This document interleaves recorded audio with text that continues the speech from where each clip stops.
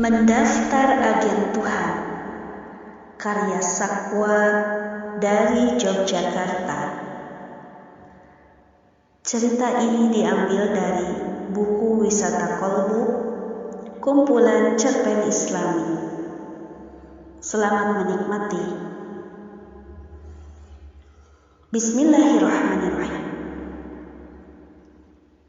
Maaf Pak, kalau sistem sekolah di sini, siswa pindahan harus mengulang lagi dari kelas 1 Pak, karena nanti bisa keteteran memahami nahwu sorotnya, kata pengurus pesantren Sunan Pandanaran.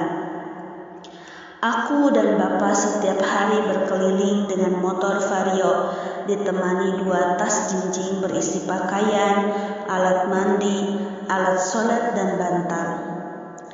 Banyak pesantren menolakku, mungkin beranggapan siswa dari sekolah negeri pindah ke swasta dan mondok pasti dia nakal. Orang tuanya sudah tidak sanggup lagi untuk merawatnya. Terik matahari sangat menyengat. Aku tidak tega melihat Bapak dari kaca spion terlihat sudah lelah. Bapak menutupi segala kelelahannya dengan banyak menghiburku selama perjalanan. Ya Allah, jika niatku untuk tinggal di pesantren baik, permudahkanlah jalanku menemukan pesantren itu. No, kamu sudah mantap ingin tinggal di pesantren. Di pesantren itu berat, makanannya kerupuk sama nasi. Kamu gak bisa tambah nasinya kalau kurang. Hidup harus mandiri. Tidurnya di lantai tidak enak seperti di rumah, tutur Bapak menanyaiku dengan serius.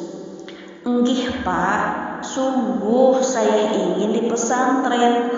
Saya ingin belajar ilmunya Allah Pak. Saya ingin ngapal Quran. Kalaupun tidak ada sekolah yang menerima saya, dah apa-apa kok, saya mondok saja. Saya siap dengan apapun keadaan nanti, jawabku mantap. Bapak melihatku dengan pandangan seolah tak percaya aku sangat berambisius mondok. Cuaca semakin panas. Bapak berhenti sebentar di daerah Pasar Wonokromo.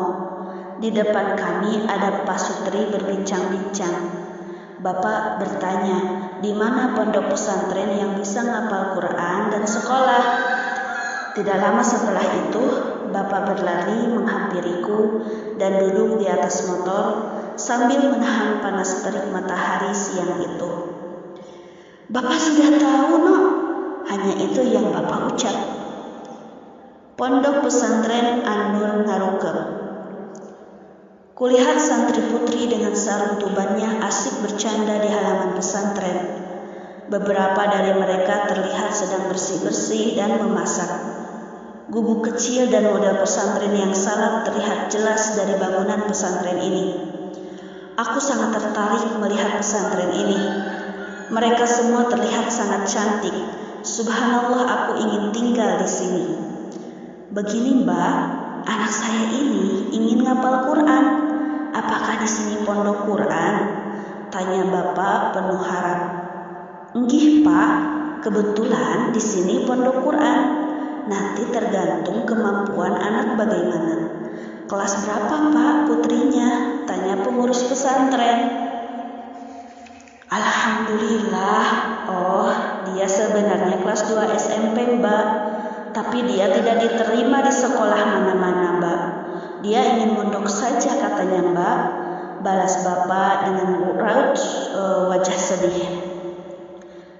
Sekolah di sini saja Pak, kami memiliki yayasan MTSMA STIQ terpadu.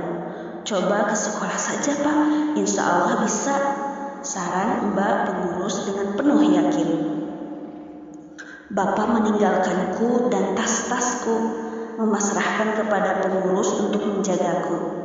Tidak ada sedikit pun kesedihan dalam hatiku. Aku membatin ibu pasti kaget ketika melihat Bapak pulang tanpa aku. Aku bisa membayangkan ibuku akan sangat merindukanku. Haha. Aku membuntuti Hanifah kemanapun dia pergi. Mandi, mencuci baju, menjemur seritan. Aku terkenal di sekolah siswa pindahan yang selalu tidur di kelas. Walaupun begitu, tidak ada guru yang memarahiku. Aku merasa sangat lelah dengan kegiatan yang diawali sebelum subuh untuk tahajud dan hingga jam 9 malam untuk mengaji. Belum lagi belajar pelajaran sekolah. Prestasiku menurun, tidak sebagus saat di SMP negeri. Aku tidak pernah paham dengan nahwu, sorof, sejarah kebudayaan Islam, bahasa Arab, terlebih pelajaran tahfidz. Aku merasa ketakutan dan selalu ingin menghindar. Banyak hafidz-hafidah yang dicetak dari pesantren ini dengan kualitas yang baik. Sungguh ingin seperti mereka. Tapi menghafal surat penting saja sudah tidak mampu.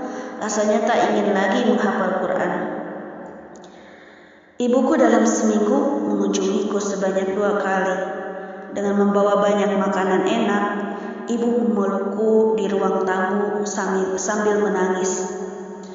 Ibu selalu bertanya bagaimana keadaanku.